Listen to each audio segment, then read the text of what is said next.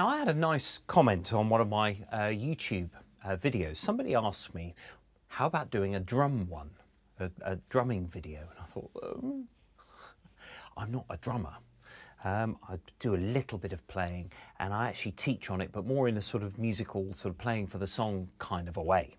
So, yes, this same viewer said, well, no, I think you play okay. And I thought, okay. So here I go in the deep end. So what I'm going to do is, this is really aimed at people who program drums. Drum programming can be very, very good indeed. There is, however, never a substitute for getting a real drummer in on it, because it's another human being who is putting their take on a song. And actually it's really important sometimes to be able to do that, to get a drummer in who is really, really not only a good drummer, but somebody who knows what to do and when to do it. So I'm going to start off by just playing an 8-beat, and you can see how this can either work or absolutely not work at all. So here is basically the basis of an 8-beat. You have kick drum on 1 and 3, snare drum on 2 and 4, and hi-hats. I'll do those in a second. So you've got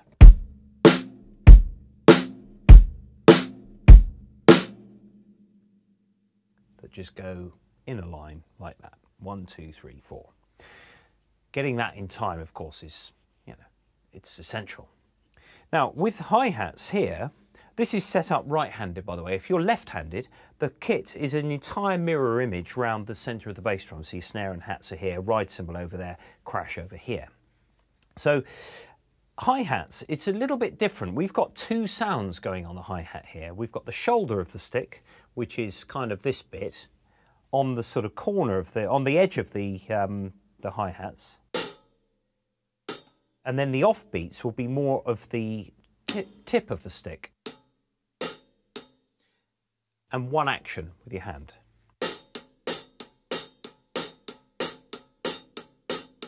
So the second one, the offbeat one, sort of is as a result of the first one, is while you're lifting your hand up to enable to the next strong beat. So they're two different noises. They're not two different volume levels. Doesn't sound all that realistic, whereas drives it more, and that's what drives this whole beat along.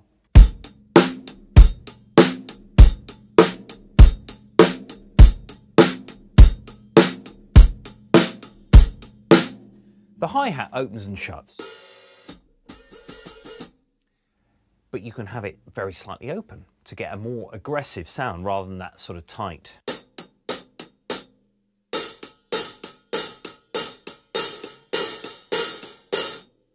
You can do anything you like. So when you are sampling something like this, and I do highly recommend that you sample your own kit or a kit that you have access to, because Complete and Battery and all these other drum programs, they're fantastic.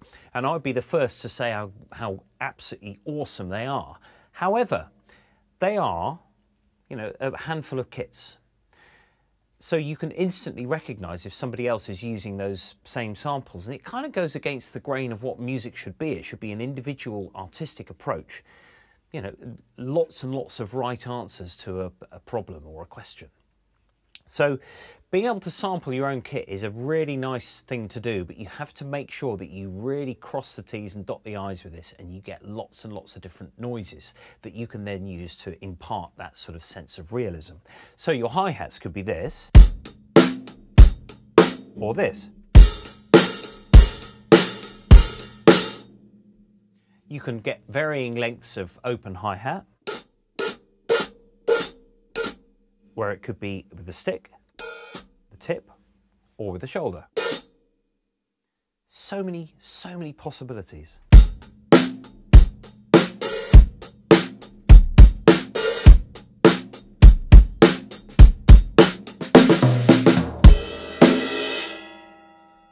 The cymbals are actually really tricky to sample, because there are so many different sounds available.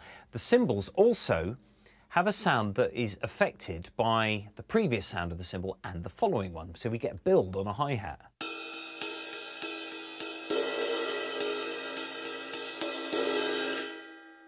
So you've got to make sure that your sampler is capable of playing back lots and lots of ride cymbal samples at once. That's not as easy as it sounds, because if you hit a ride cymbal,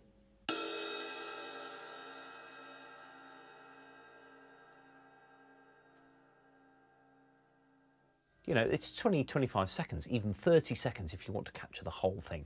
You can, however, put little fades on. But if you're doing this,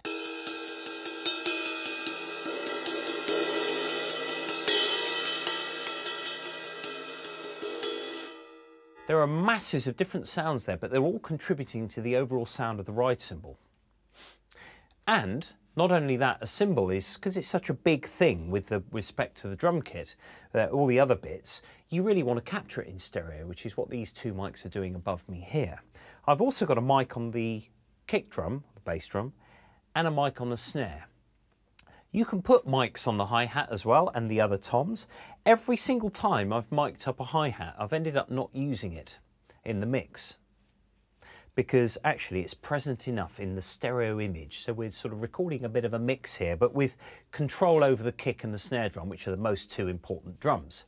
So kick, snare and hi-hats are your most important things. So in a way, these two mics are kind of doing your hi-hats, in a way, although they will obviously be capturing everything else. So if I was to do, now just going back to that 8-beat,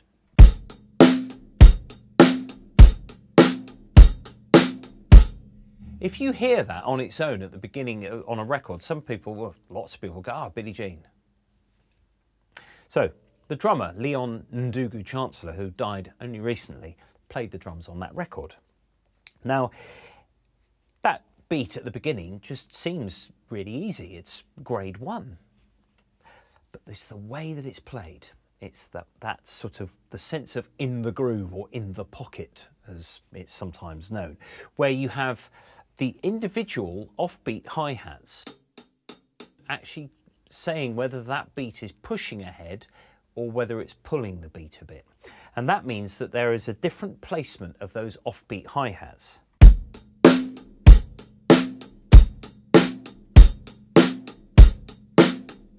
Now I'm trying to play those equal at the moment, but you could actually leave the offbeat slightly delayed.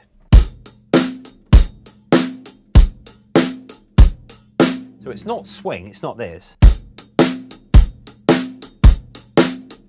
It's actually somewhere between those two things. You can also have the beat sort of ahead of itself. But that doesn't sound very nice.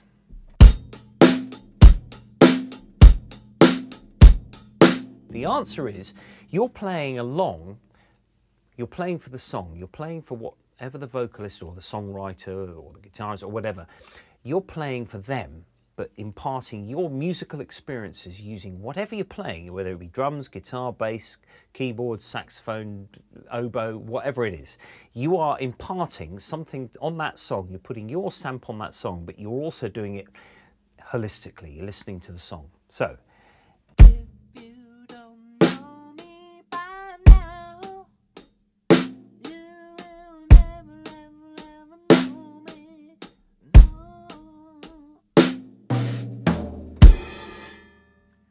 that was a 12/8 beat. 1, 2, 3, 4, 5, 6, 7, 8, 9, 10, 11, 12. So that's a slightly different thing to the 8 beat that I've just described. But the point of that is that you're, if you don't know me by now, you don't want somebody doing this.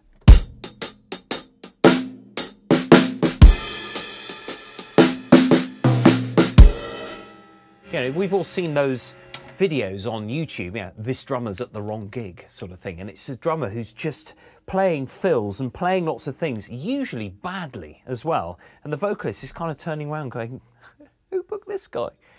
You know, I'm not saying that people should book me for gigs, for drum gigs, because I'm not a drummer, as I said at the beginning, but it's the understanding of what the song is about and what the song has to sort of impart to the listener.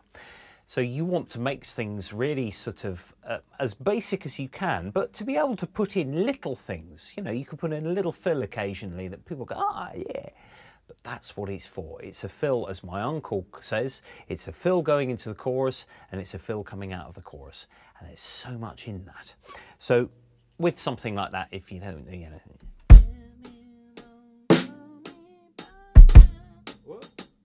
So there I had a slight rhythmic inaccuracy, shall we say. What I was trying to do with the bass drum was actually to drive that beat, because it's quite slow.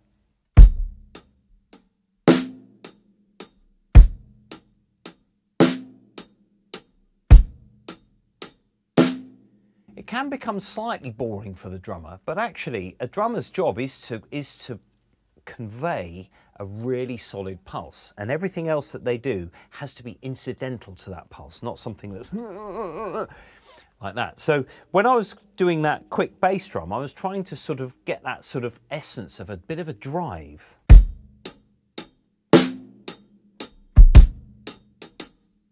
With the hi-hats as well. Putting in little extra things.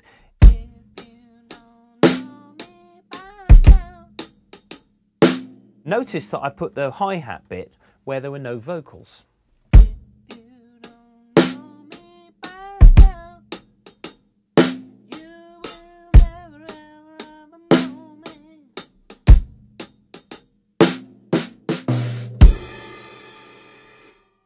The crash cymbal is very similar to the ride cymbal in that it builds, but usually with a crash cymbal it's hit kind of once. So it's actually easier to sample a crash than it is to sample a ride cymbal. But with the crash, if you want something that's a bit more aggressive, if you're going sort of...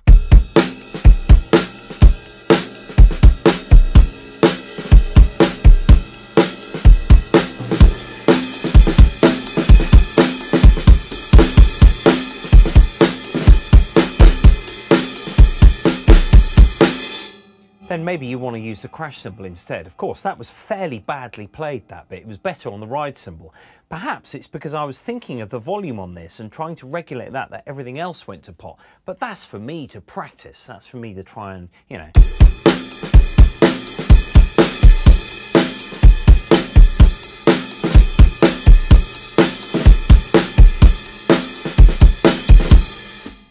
Snare drum wise, usually you've got a strong beat on 2 and 4. Where you are, and also with the stick, making sure that it doesn't stay on the skin, otherwise you end up with, you actually end up killing the sound. When you strike a drum, the drum has to then resonate, and the tone of the drum is literally everything after that initial smack. Now we also have things like really tiny little sort of sounds like that, that really can make a rhythm sort of groove along a bit. So instead of just a standard 8-beat,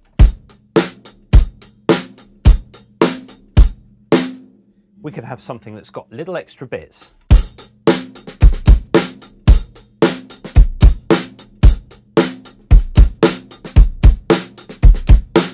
So you've got tiny little things like that.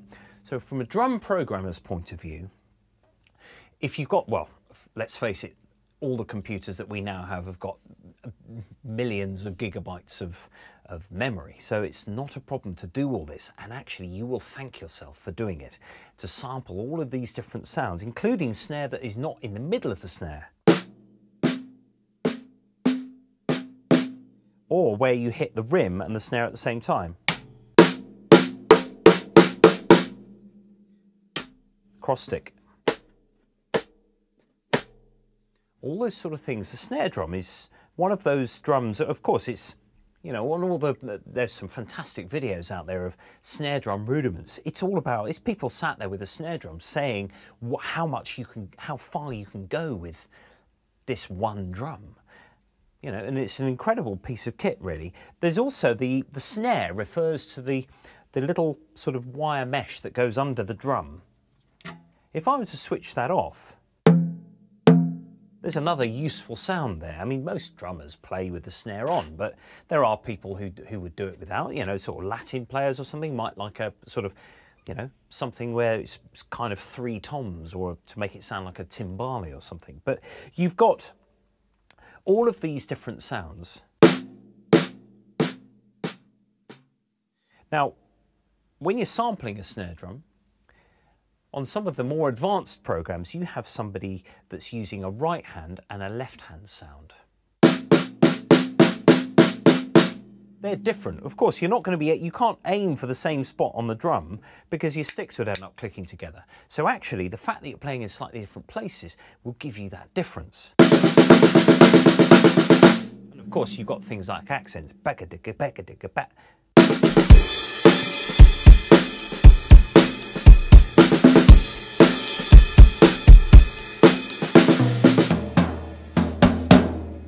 Toms as well, you can do other things with those. You can hit them at different levels and all that sort of thing. So snare drum, I would say that, you know, 10 or 15 different volume levels would be a really good place to start. Toms, maybe you could do 8 different volume levels. Kick drum, you know, even 8 or 10 levels on there would be really useful. The crash cymbal, again, another 10 levels. And you could also record shoulder on the bell or the tip on the bell of the cymbal. Now, when you sample things, people just say, oh, that's all right, I'll just sample each drum with a mic and then put it together. But we've got these up here, which is making this kit sound more realistic. It also makes a difference to the room you're in. You know, at the moment, this room it's got a tiny bit of echo, but it's got carpets on the floor, the walls and the ceiling in order to just deaden things a bit so that I've got a bit of control without it being too slappy. So this room will sound different to a room in my house or a room in somewhere else with the same drum kit. So when you're sampling, don't get too hung up about the room. Don't, oh no, I don't like the room. Da, da, da. You are creating something individual. So, for that reason, when I'm, for example, sampling the bass drum, if I was going to do this, a lot of the rest of the kit is making a noise, is sort of wobbling about in sympathy with this. That's a good thing. If I was to hold the toms, switch the snare off and hold the toms, I'm getting the drum on its own, whereas that sounds more realistic. So if you're sampling a kick drum, you could do this in one of 2 ways. You could sample it with a mic in front of there and a proportion of your overheads. Or actually the overheads at the level that you're going to record the cymbals at, because then you are hearing everything in the same stereo spectrum that you heard that, you know, the cymbals are sat in and the toms, you know, ever so slightly. You could mic the toms up. I've only got a kick mic, a snare mic, and these 2. I don't have tom mics. Ideally, if you want full control over a recording, you would probably mic your toms up. But if you're just looking for a proper tough old school sound, maybe you're doing some sort of James Brown or, you know, Clyde Stubblefield or any of those sort of guys, you could sample it with one mic. And to that end, if you are sampling your drums or recording them, always make sure you've got a mobile phone recording as well, because some of those can sound really crunchy. And yeah, you put all of your mics through every plug-in under the sun thinking, oh, I want it really crunchy. And then you listen to the phone and you go, oh, that's quite good. So you could mix that in. It's mono, but it could be something that's quite, if you're into that sort of thing, it's something that could be useful to you. So, as I said before, and as I said at the beginning, I'm not a drummer, but I understand what I would like to be able to do. And actually, when you're into drum sampling and drum programming, to have a go on a kit, even something like this is a Gretsch Catalina Club. Well, it's a small bass drum. It's only 18-inch with a 12-inch tom and a 14-inch floor tom. The snare is a Noonan snare and a pair of New Beat Zildjians. This cymbal doesn't even belong to me. It's on permanent loan from a mate of mine. It's a Bosphorus crash cymbal. It's lovely. I love it. Because you can actually use it as a ride as well. This ride cymbal is a Pacer 2002. So all in all, I probably spent 500 quid, but I'm glad I've spent that money, even though this kit doesn't come out very often. I'm glad I spent the money because it's giving me more music. And as an instrumentalist, as any instrumentalist, even if you're a drummer or a guitarist, you know, okay, this is kind of non-pitched in a way, but it gives you a lot of musicianship necessary to play the bass, for example. Lots of drummers play the bass. The bass and the drums are, you know, they are pretty much interlinked in a song. Well, everyone's interlinked, but the bass and the drums really, if they are sorted, then you're really in business. But if you're a guitarist or an oboist, learning how to play the drums gives you more insight into how music works, even if it's an oboe, even if it's a clarinet, even if you're on an orchestral instrument, it gives you more and more music, which is why I do this. So I would recommend that you sample your own kit, and when you're thinking of, when you're programming, be aware of all of the different sounds that you can get, not only out of each drum, but also the dynamics. So there are lots of samples to deal with. Snare drum could have 30 samples, you know, right, left, right, left, right, left at lots of different volume levels. The cross stick, you could record a few different ones of those and then decide on the hierarchy when you come to play them with your keyboard or you program them. And as always, there is never a substitute for a real drummer. If you do a lot of programming with your song and you get something, you think, oh, this is great, just make sure, if you get a session drummer in who listens to your song and really understands, it's a massive extra dimension.